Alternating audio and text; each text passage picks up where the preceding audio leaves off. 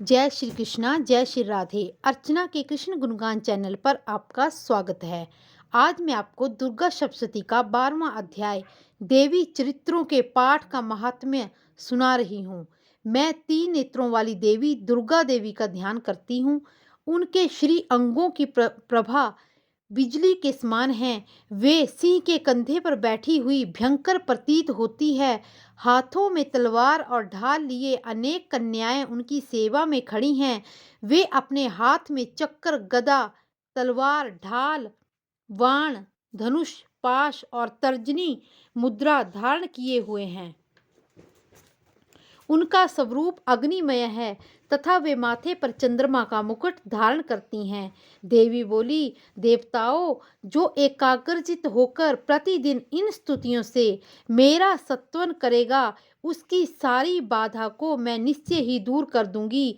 जो मधु कैटव का नाश, महिषासुर का वध, शुंभ और निशुंभ के संहार के प्रसंग का पाठ करेंगे तथा अष्टमी, चतुर्दशी और नवमी को जो भी एकाग्रचित होकर भक्ति पूर्वक मेरे उत्तम महात्म्य का श्रवण करेंगे, उन्हें कोई भी पाप नहीं छू सकेगा। उन पर पाप जनित आपत्तियां नहीं आएंगी। उनके घर में कभी दरिद्रता नहीं आएगी तथा उनको सभी प्रेमी जनों का बिछोह कभी नहीं सहना पड़ेगा। इतना ही नहीं, उन्हें शत्रु से, लुटेरों से, राजा से, शस्त्र से, अग्नि से तथा जल की राशि से भी कभी भय नहीं होगा। इसलिए सबको एकाग्रचित होकर भक्ति पूर्वक मेरे इस महात्म्य को सदा पढ़ना और सुनना चाहिए। यह परम कल्याणकारक है। मेरा महात्म्य महामारी जनित समस्त उपद्रवों तथा आध्यात्मिक आदि सभी के उत्पातों को शांत करता है। मेरे जिस मंदिर में प्रतिदिन विधि पूर्वक मेरे इस महात्म्य का पाठ किया जाता है, उस स्थान को छोड़कर मैं कभी नहीं जाती। वहाँ सदा मेरा निवास स्थान बना रहता है। बलिदान, पूजा, होम तथा महोत्सव के अवसरों पर मेरे इस चरित्र का पूरा पाठ और श्रवण करना चाहिए। ऐसा करने से मनुष्य विधि को जानकर या बिना जाने भी जो बलि, पूजा या होम आदि करेगा, उसे मैं बड़ी प्रसन्नता के साथ ग्रहण करूंगी। शरदकाल में जो वार्षिक महापूजा होती है, उस अवसर पर मेरे इस महात्म्य को जो भक्ति पूर्वक सुनेगा, वो मनुष्य मेरे प्रसाद से सभी बाधाओं से मुक्त होकर धन, धान्य एवं पुत्र से संपन्न होगा। इसमें तनिक भी संदेह नहीं है। मेरे इस महात्म्य, मेरे प्रादुर्भाव की सुंदर कथाएं तथा युद्ध में किए हुए मेरे पराक्रम सुनने से मनुष्य निर्भय हो जाता है।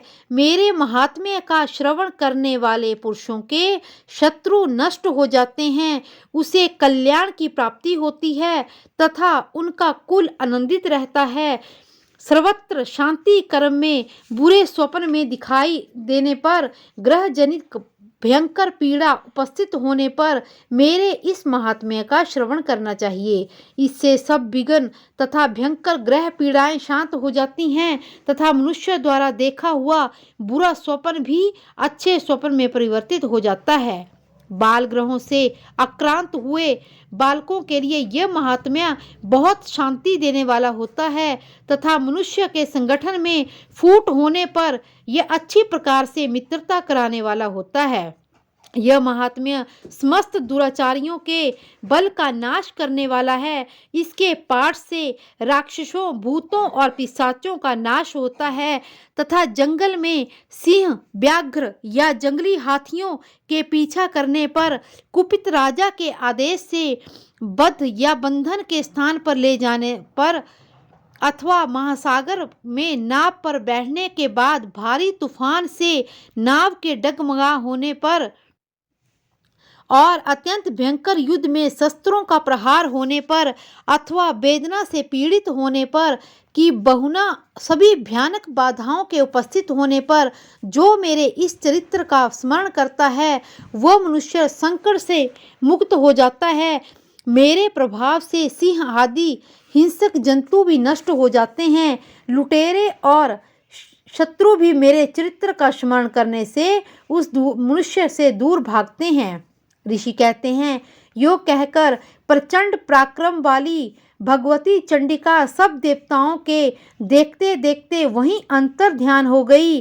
फिर समस्त देवता भी शत्रुओं के मारे जाने से निर्भय हो पहले की तरह यज्ञ भाग का उपभोग करते हुए अपने अपने अधिकार का पालन करने लगे। संसार का विध्वंस करने वाले महाभयंकर अतुल पराक्रमी देव शत्रु शुंभ तथा महाबली निशुंभ के युद्ध में देवी द्वारा मारे जाने पर दैत्य पाताल लोक में चले गए। राजन, इस प्रकार भगवती अंबिका देवी नित्य होती हुई भी पुनः पुनः प्रकट होकर जगत की रक्षा करती है। वे ही इस विश्व को मोहित करती है, वे ही जगत को जन्म देती है और वे ही प्रार्थना करने पर संतुष्ट होकर विज्ञान व समृद्धि प्रदान करती है। राजन, महाप्रलय के समय महामारी का स्वरूप धारण करने वाली वे महाकाली ही इस मस्त ब्रह्मांड में व्याप्त हैं। वे ही समय समय पर महामारी होती हैं और वे ही स्वयं अजन्मा और सृष्टि के रूप में प्रकट होती हैं। वे सनातनी देवी ही समय अनुसार संपूर्ण भूतों की रक्षा करती हैं। मनुष्यों के अभ्युदय के समय वे ही घर में लक्ष्मी के रूप में स्थित होकर उन्नति प्रदान करती हैं। वे ही अभाव के समय में दरिद्रता बनकर विनाश का कारण बनती हैं। पुष्प, धूप और गंध आदि से पूजन करके उनकी स्तुति करने पर वे धन, पुत्र, धार्मिक तथा उत्तम गति प्रदान करती हैं। इस प्रकार मार्कंडेय पुराण में सार्वजनिक मंवंतर की कथा के अंतर्गत देवी महात्म्य में फल स्तुति नामक 12वां अध्याय संपूर्ण हुआ। जय श्री कृष्णा, जय श्री राधे।